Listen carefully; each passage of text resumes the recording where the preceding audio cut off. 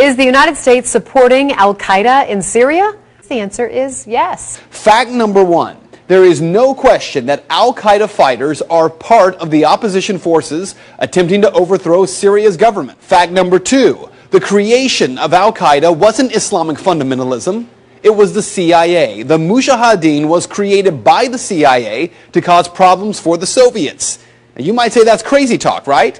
Here's Secretary of State Hillary Clinton. To be fair, we had helped to create the problem we're now fighting. How?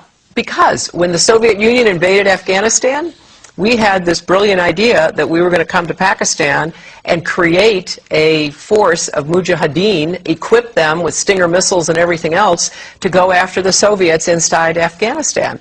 And we were successful. The Soviets left Afghanistan, and then we said, great, goodbye, leaving these trained people who were fanatical in Afghanistan and Pakistan, leaving them well armed, creating a mess, frankly, that at the time we didn't really recognize. We were just so happy to see the Soviet Union fall, and we thought, okay, fine, we're okay now. Everything's going to be so much better. Now you look back, the people we're fighting today, we were supporting in the fight against the Soviets. So it's not a conspiracy theory, it's history. And it's history that's being repeated in Libya and now in Syria.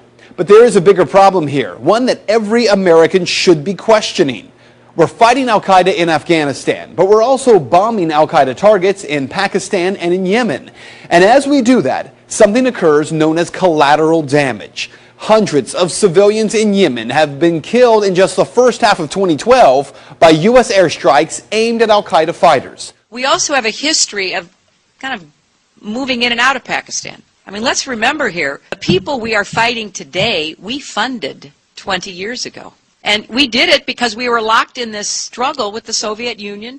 They invaded Afghanistan, and we did not want to see them control Central Asia. And we went to work. And it was President Reagan, in partnership with the Congress, led by Democrats, who said, you know what, sounds like a pretty good idea. Let's deal with the ISI and the Pakistani military, and let's go recruit these Mujahideen, and let's get some to come from Saudi Arabia and other places, importing their Wahhabi brand of Islam so that we can go beat the Soviet Union. And guess what? They retreated, they lost billions of dollars, and it led to the collapse of the Soviet Union. So there's a very strong argument, which is, it wasn't a bad investment to end the Soviet Union, but let's be careful what we sow, because we will harvest.